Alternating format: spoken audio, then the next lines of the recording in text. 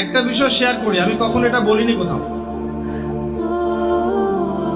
এটা শুধু আপনাদেরকে উজ্জীবিত করার জন্য বলছি, নিজের আমিত্ব প্রকাশ করার জন্য বলছি না, শুধু আপনাদেরকে সবর করানোর বিষয়টা বোঝানোর জন্য বলছি।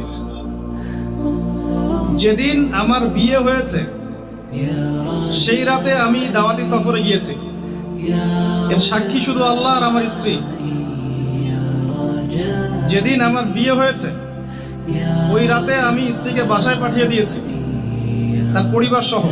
তার পরিবারের সদস্য আমার সাথে আছে, ছোট ভাই।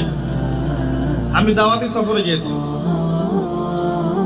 আর আমার স্ত্রী বাসায় গিয়েছে একা তার পরিবারের সাথে। তো দিনের প্রতি মহব্বত থাকাটা খুব জরুরি।